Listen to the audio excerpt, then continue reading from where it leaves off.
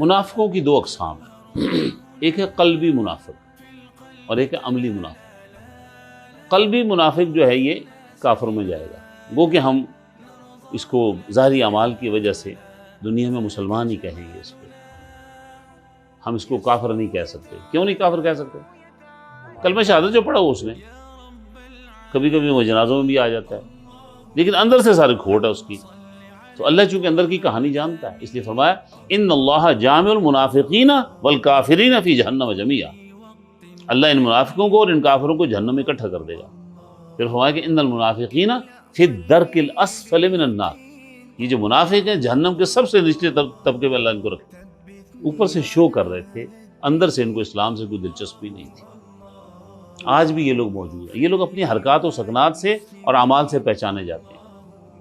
وہ شخص جو اسلام کا خیال نہیں رکھتا، مسلمانوں کے مفاد کا خیال نہیں رکھتا اور مسلمانوں کی شکست اور ان کی تکلیفوں کے درپے ہے، ایسا ہو نہیں سکتا کہ کوئی مسلمان مخلص ہو اور وہ اسلام کا نقصان چاہے، وہ مسلمانوں کا نقصان چاہے، مسلمانوں کی جو ہے مفادات کا نقصان چاہے، ایسا ہو نہیں سکتا۔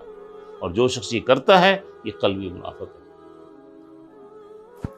یہ جو کہا اس کے اندر کہ صم بکم عمی، یہی بات پہلے رکوع میں آئی ہوئی تھی، ختم اللہ علی قلوبہم وعلی سمعہم وعلی ابصارہم، وہ تینوں آ گیا۔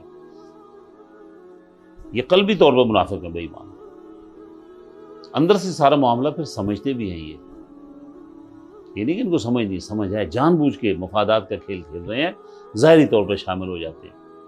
اور یہ مکے کے آخری دور میں بھی تھے اور مدینے کے اندر آ کر تو پھر بہت بڑی تعداد میں یہ لوگ داخل ہوئے ہیں اور آج تک یہ داخل ہیں۔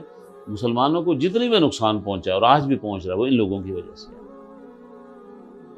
دوسری مثال جی،